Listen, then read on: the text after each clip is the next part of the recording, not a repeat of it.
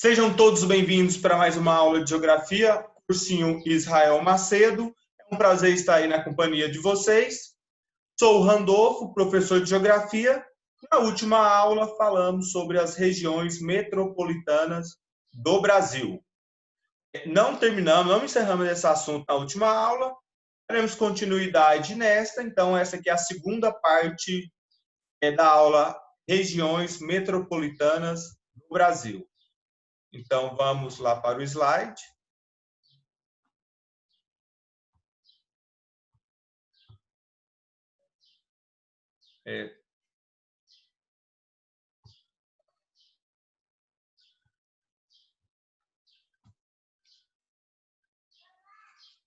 Ok? Então, paramos aqui no slide 13. O que é megalópole? Pensa aglomerado urbano praticamente contínuo, com algumas poucas áreas rurais, formado com a associação do processo de suburbanização à própria expansão das cidades. Então, aqui dá o exemplo. Só arrumando aqui algumas configurações.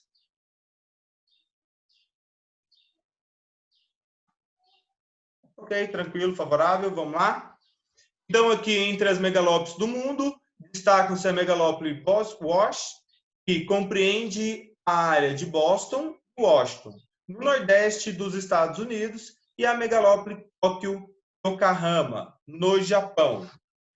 Então, ele deu alguns exemplos. Dando sequência aqui, então. Aqui, mostrando a evolução dessa megalópole, né? Na região em torno de Nova York. Então, aqui há um mapa de 1930 e um mapa de 1990. Então, olha aí o quanto que expandiu a aglomeração urbana, aqui pela legenda temos aglomeração urbana na cor rosa. Então, aqui havia uma aglomeração não tão expressiva, comparado aí a 1990. Então, mapa da região em torno de Nova York, baseado em imagens de satélite e dados históricos. As terras urbanas são definidas neste mapa como áreas ocupadas por construções, asfalto, concreto e jardins urbanos, com ruas definidas e o mínimo de 3 casas para cada 2,5 acres. Ok? Então, vamos lá. Então, dá para ver o quanto, né, expandiu. Catalão é uma cidade de médio porte.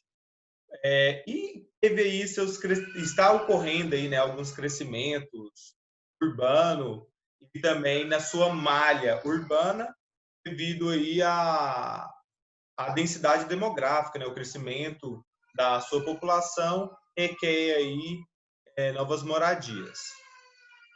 Então, hierarquia urbana brasileira, elaborada pelo IBGE, abrange variáveis como tamanho e importância das cidades. Metrópoles nacionais encontram-se no primeiro nível da gestão territorial, construindo foco para centros localizados em todos os pontos do país. São metrópoles nacionais Rio de Janeiro e São Paulo. Metrópoles regionais constituem o segundo nível da gestão territorial.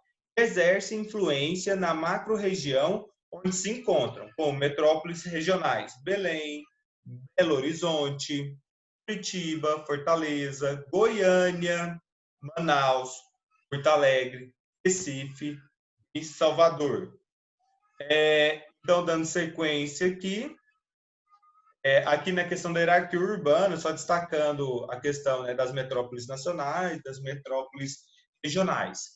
Rio de Janeiro e São Paulo tem uma grande expressão aí no que se refere a questões econômicas em dimensão do Brasil, do fato que 60% das indústrias, como foi falado na última aula, concentra no Rio de Janeiro e São Paulo, e 25% da população brasileira se localiza aí, né, nessas duas cidades, ok? Nessas duas regiões metropolitanas.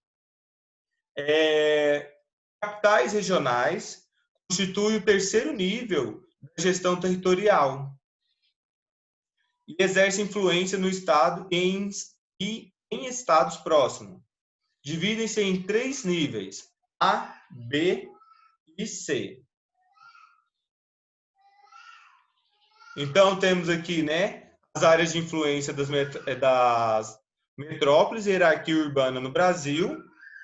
Temos aí, bolinha vermelha, a metrópole nacional, então a localização ali de São Paulo, do Rio de Janeiro, metrópole regional.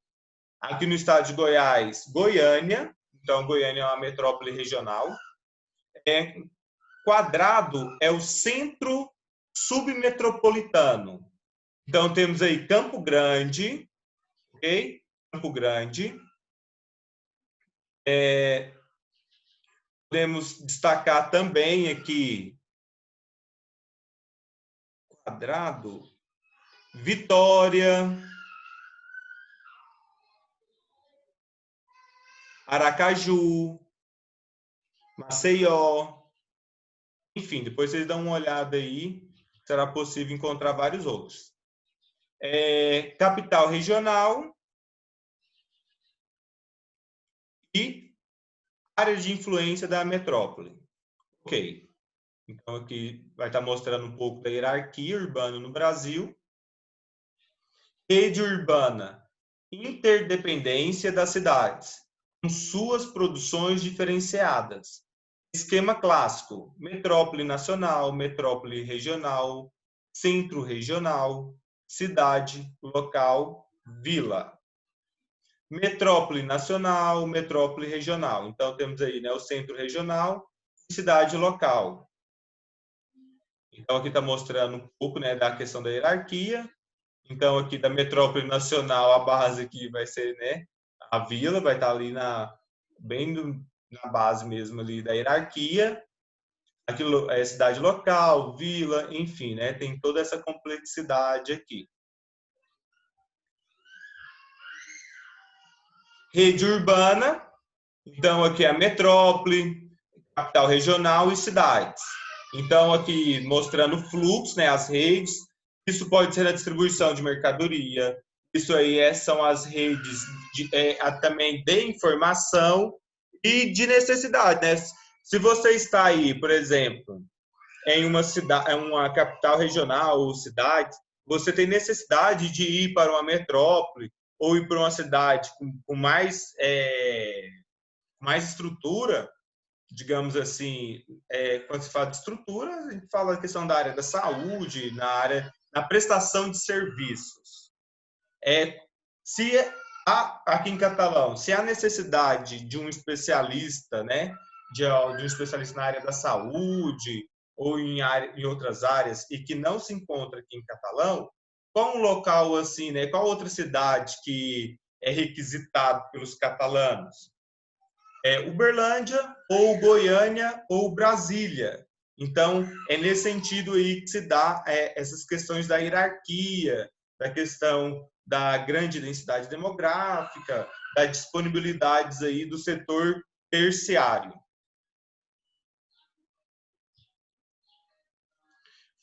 Flexibilidade e hierarquia, compra à distância, estudo à distância. Então, aí, né, falando aí um pouco sobre o estudo à distância, que é uma modalidade, é uma realidade hoje, né? Exercício... não, esse exercício não, tá? Vamos passar esse exercício. Depois eu deixo lá na lista. Conceitos e análise. Megacidades, cidades com 10 milhões de habitantes. Megacidades. Cidades globais. Cidades que exercem influência no mundo todo. Nova York, Tóquio, Paris. Cidades globais.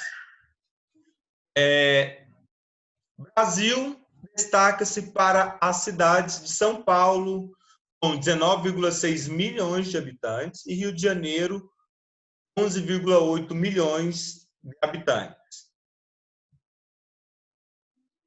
As cidades globais, características importantes do processo de globalização, né? A primeira coisa aqui, né? Cidades globais diferenciam-se das demais metrópoles porque estabelecem a conexão do território do país com as finanças e a economia mundial, por meio de complexas redes de transporte e de telecomunicações que para elas convergem. Então, características importantes do processo de globalização. Constituição de uma rede de cidades globais ou mundiais, são responsáveis por grande parte do fluxo de pessoas, mercadorias, informações e capitais em âmbito mundial, concentram as principais bolsas de valores do sistema financeiro internacional, as sedes de grandes empresas, além dos principais centros universitários e de pesquisa do planeta. Turma, agora que falando sobre as cidades globais, essa semana tivemos aí a reunião, né, a Assembleia da ONU. O nosso foi por videoconferência, né? Cada um, na verdade, gravou aí um vídeo e cada líder teve aí 15 minutos para se pronunciar, fazer sua fala. Depois do chefe da ONU, quem abriu aí, né? Quem deu a abertura aí foi o nosso presidente. Ele falou por volta de 14 minutos e foi uma fala aí que trouxe grandes polêmicas. Depois vocês conferem aí, quem não teve oportunidade de assistir no YouTube, tem várias, né? Tem vários vídeos aí na íntegra da fala, vocês acompanhem, depois acompanhem também a polêmica gerada aí nas redes sociais e também na internet, né? Por outras plataformas, a rede social também é a área da internet. Então, beleza. Então, assim, mas eu não quero comentar aí sobre a fala do nosso presidente, mas chamar atenção para a fala do presidente da China, em que ele destaca que vivemos aí, né, um mundo globalizado e que não há como isolar um país de outros. Então é importante porque, né, nesse momento de pandemia, o Donald Trump, o presidente dos Estados Unidos, atacou bastante a China, falou que a China é culpada de tudo isso e que deveria se responsabilizar mais, enfim. Ah, professor, mas realmente saiu da China, tudo, tá? Mas outros países não fizeram essa denúncia dessa forma. Às vezes, né, não é aquela questão de conspiração. Infelizmente, né, teve essa transmissão assim que percorreu por todo o território.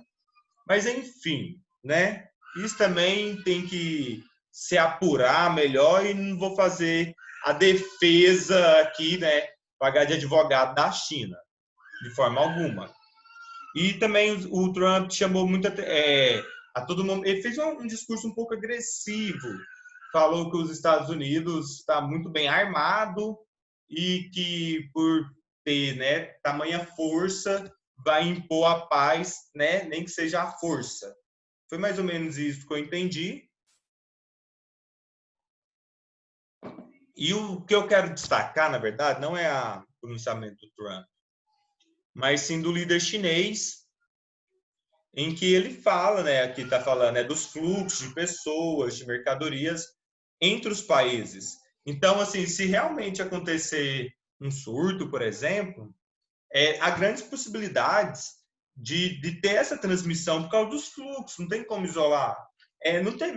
Não aconteceu aí de frango brasileiro, né, que o Brasil exportou frango, chegou lá na Ásia com vírus, né? Então, você vai responsabilizar, falar que o Brasil sabotou os frangos, colocando vírus, Covid, enfim, é complicado. Então, pode acontecer certos tipos de contaminações. Produto brasileiro já voltou, por exemplo, teve um ano em que os Estados Unidos recusaram, na verdade, né, recusaram a laranja do Brasil devido ao alto teor de agrotóxico. Então, isso pode acontecer e cabe à vigilância sanitária de cada país colocar em prática, né, seu protocolo de defesa aí da sua população. Mas, ok, hoje em dia, você isolar um país de outros é muito complicado por causa desses fluxos. E a hierarquia urbana vem explicar muito bem tudo isso. Megacidades pelo mundo. Nossa, pessoal, tá muito seco e minha garganta tá arranhando, tá? Então, peço desculpa aí se a todo momento eu bebo água, essas coisas. É porque hoje sexta-feira é um dia intenso de aula para mim, ok?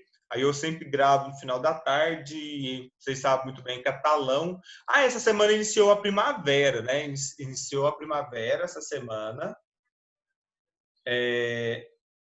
Foi na terça-feira, às 10 horas e 31 minutos. Iniciou a primavera oficialmente aí. Então, megacidades pelo mundo, olha aí, pessoal, olha as megacidades pelo mundo.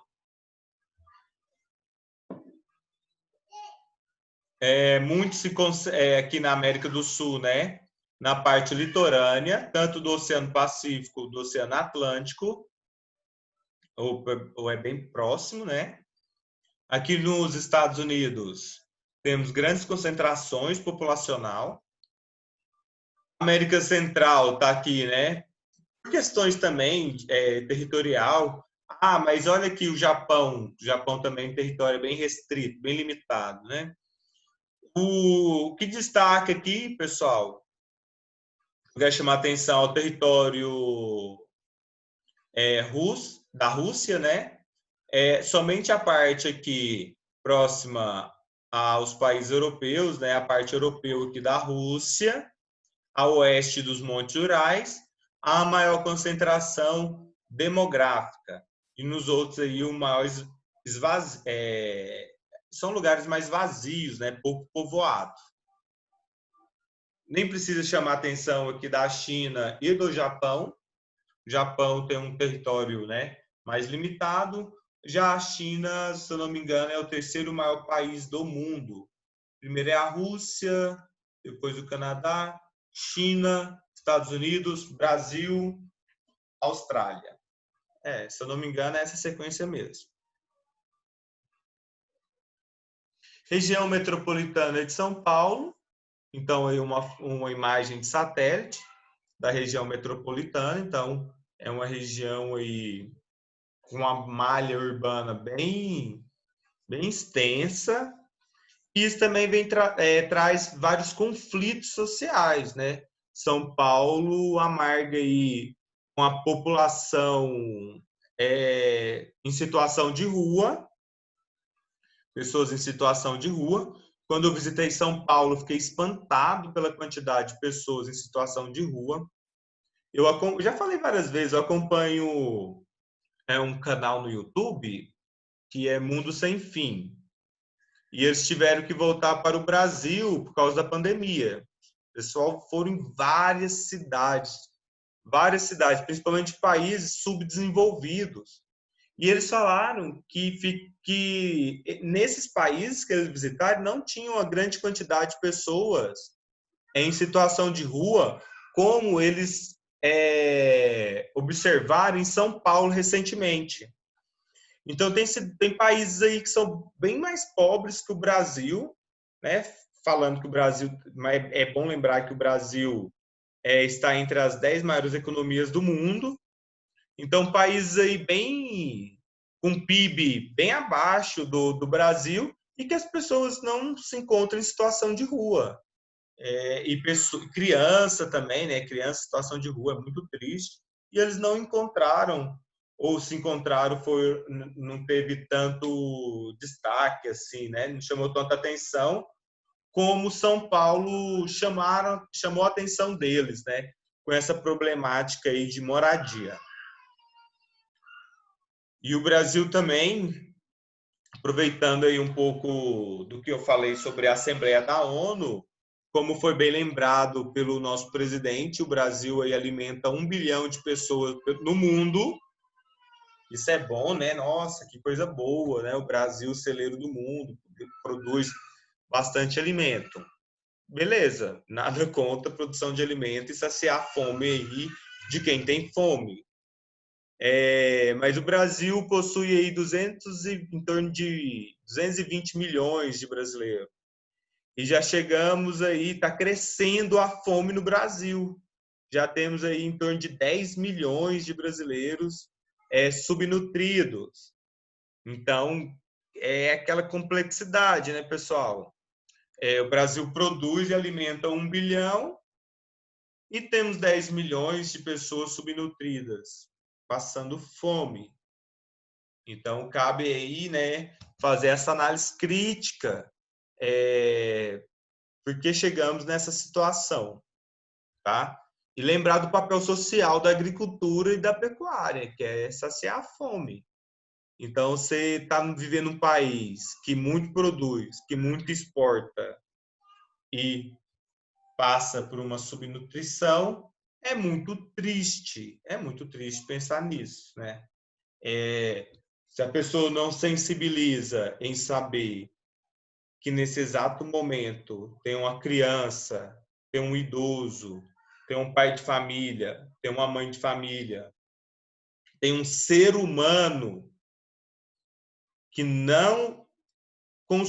que não se alimentou ainda de forma adequada, ou que às vezes pode ter até comido, mas não comeu algo que venha nutrir, né, suprir toda a sua necessidade de manutenção corporal, porque há vários tipos de fome.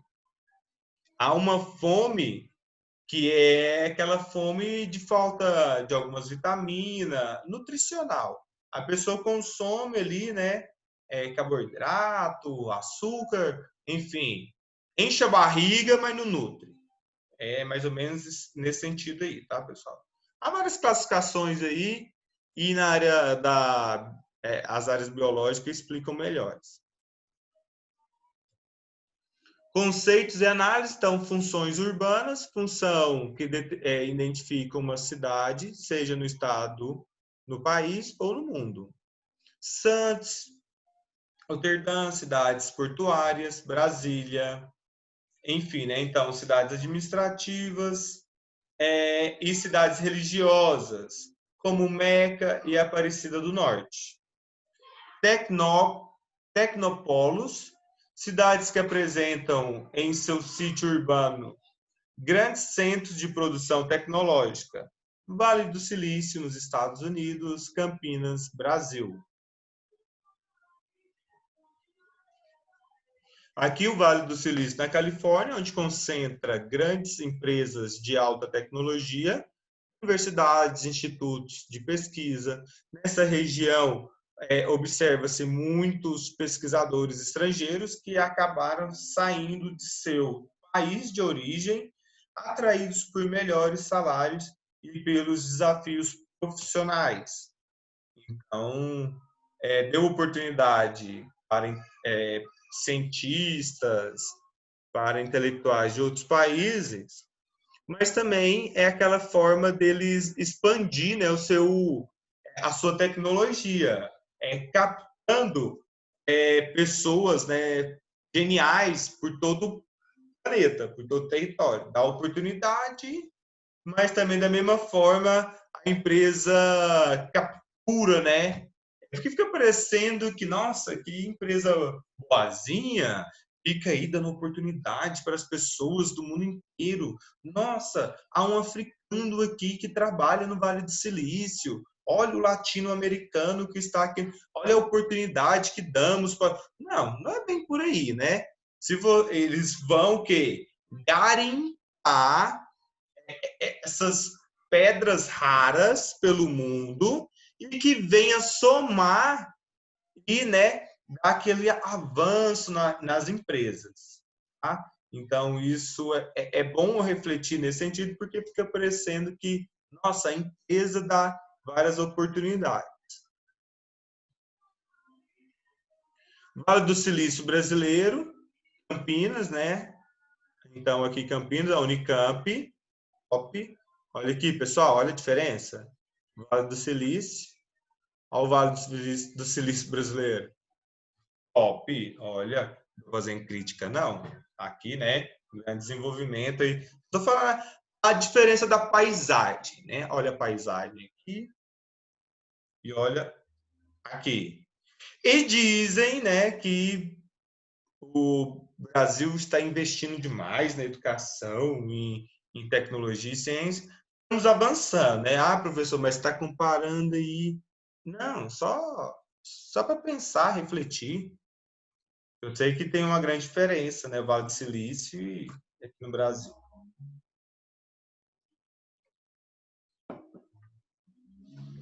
Os problemas urbanos. As grandes cidades brasileiras enfrentam diversos problemas de ordem social e ambiental. Os principais são moradia, enchentes, lixo, poluição do ar e das águas, violência, aumento da temperatura, mobilidade urbana. Gente, aumento da temperatura. Olha, estamos na primavera, 25, né? Sexta-feira, 25 de setembro, e está muito quente, principalmente devido à ilha de calor. Tiramos aí a cobertura vegetativa da cidade, impermeabilizamos o solo com asfalto e concreto, e essa superfície esquenta muito, e isso forma aí uma ilha de calor. Quem tiver oportunidade, quando tiver no centro ou então no seu bairro, perceba aí a temperatura, a sensação térmica e depois vá para uma área de conservação, onde que tem aí minimamente uma área preservada com árvores, o solo exposto, né, sem concreto, e verifica a diferença da sensação térmica. Dentro da cidade, sem vegetação, temos um desconforto térmico muito grande. E próximo de áreas, né, com mais arborização, há um maior conforto térmico. E, pessoal, pode variar aí de 5 graus, mas até mesmo mais de 5 graus. Já vi outras pesquisas que falam mais de 5 graus. Então, é necessário que a cidade, estamos falando de desenvolvimento da cidade, assim, é de urgência que a cidade olhe para a arborização. Ele venha se urbanizar, mas também conciliar essa urbanização com a biodiversidade. Temos o aquecimento global, essa discussão se faz importante. Eu sei que há vários líderes e influências que não acreditam no aquecimento global, então nega o que a ciência coloca, mas desfruta muito bem do que a ciência, né, os frutos da ciência, do fruto das pesquisas. A questão da moradia, o acelerado processo de urbanização sem planejamento, microcefalia urbana, foi marcado pelo surgimento e o crescimento das favelas, cortiços e loteamento periférico. Só a questão da favela, a questão do loteamento, está também além do acelerado processo de urbanização. Claro que está incluído, mas também há o processo da formação do território brasileiro e do povo brasileiro, em que, na abolição da escravatura, não criaram políticas públicas para inserir a população negra no mercado de trabalho ou aí na sociedade. Viveram às margens. Então, de até aproveitar a deixa, essa semana tivemos aí, né, uma polêmica, a Magazine Luiza colocou aí que vai fazer um programa de trainee para ocupar uns cargos de administração, né? e que vai fazer somente para atender a população negra.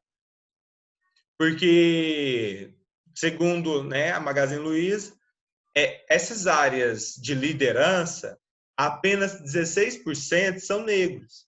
Então, eles querem aí ajustar e fazer uma justiça social. Ok.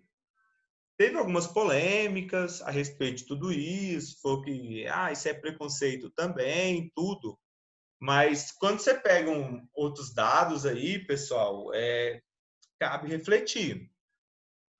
70% na população negra, o desemprego é maior, chega aí a 70%, sendo que na população branca, o número reduz em torno aí de 20%.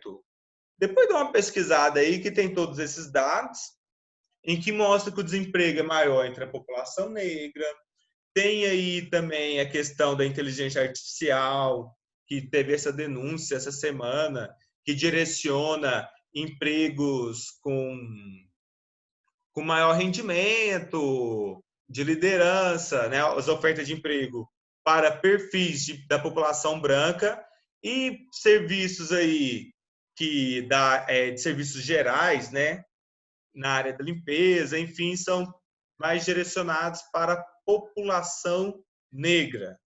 Então, temos aí essas discussões, cabe refletir e compreender que o Brasil tem uma sociedade que ainda permeia a cultura escravocrata. E isso é aquele racismo que todo mundo fala que não tem preconceito, né, preconceituoso, mas há aí, né, nas raízes aí alguns preconceitos. E isso é mais complicado de lidar do que um preconceito já declarado, né? Tem essas discussões aí. Então aí fala um pouco da questão da moradia.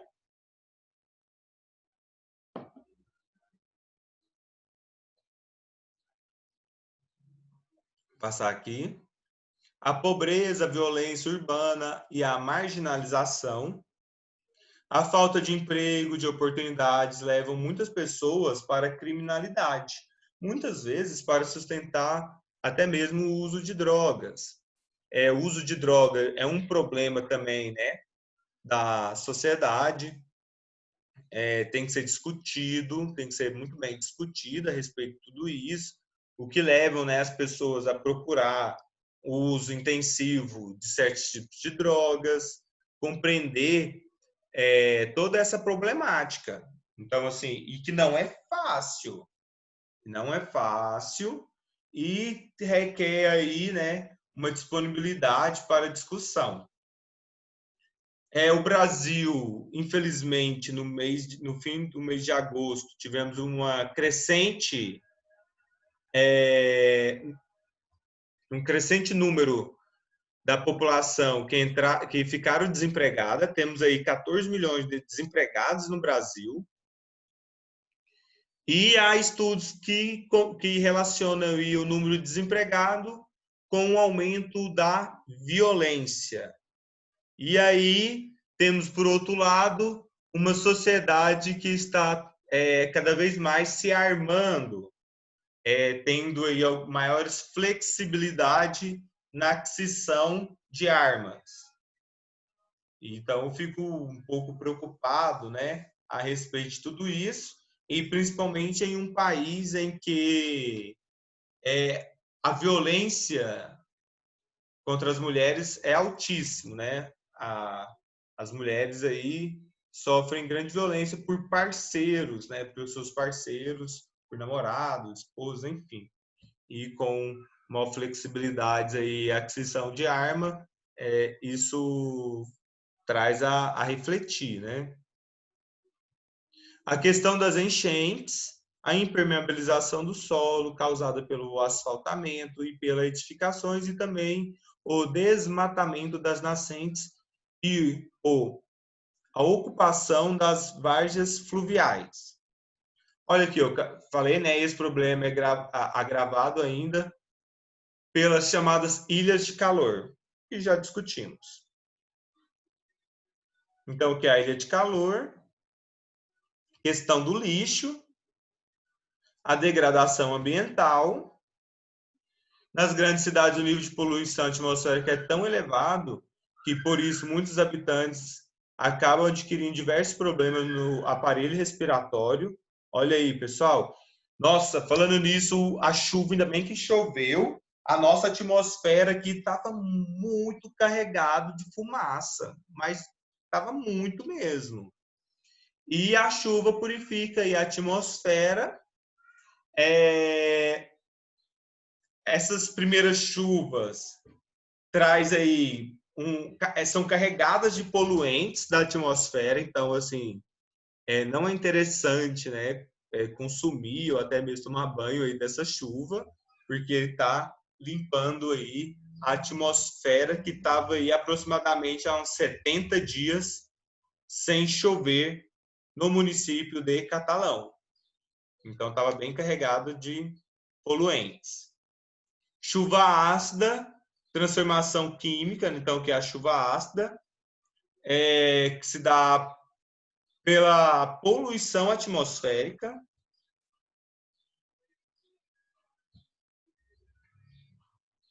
elevação da temperatura, invasão do mar. Isso aqui é mais consequências aí do aquecimento global. Pessoal, vamos ficando por aqui. Vamos encerrar aí já, então, sobre as regiões metropolitanas do Brasil. Quero agradecer a paciência, quero agradecer aí, né, as visualizações, né, as contribuições aí de vocês. Valeu aí por mais esta aula. Aí aguardo vocês na próxima sexta-feira. Bom final de semana e valeu!